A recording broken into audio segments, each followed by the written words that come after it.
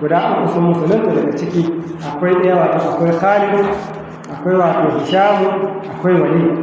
shi ne wanda ya ƙara sama ɗan ciki na sunan shi bakar sun kare, amma wal baƙo da tis'a saura tara gaba ɗaya baƙau ana kubri kawai sun dawwama ne kan kafin su da haka kuma dai suka tafi. Wata rana sami al-Qur'ana shi Walid dan Mughira ya saurari al-Qur'ani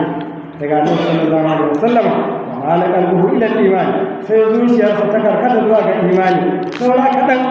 ya so ya yi imani har ya yi niyyar yin imanin nan bil Qur'an da al-Qur'ani fa qala sai yace hadal kalamu shi ho Mughira din ba kaga bai musulunta ba, laysa min kalami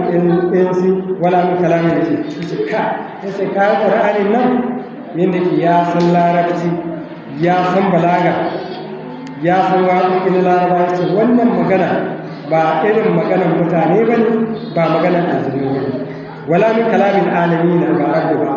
ba irin kuma maganar talikai ba ne gaba ɗaya jami'an dukansu. Inna alahu la muslim, lalle ba ta saman ce ma'ana yana nuna wannan karatun Qur'ani akwai amfani, kama ce ice ne kace ai wannan ice yana da yaya wai na asfalahu la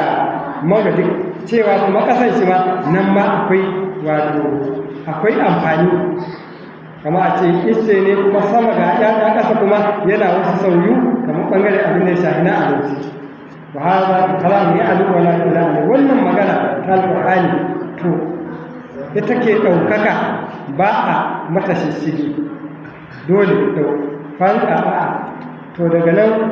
an majalisul mashrikin shine daga nan Walidu sai ka sami wani lokaci ya daɗe bai je ya zauna wajen mushrikai ba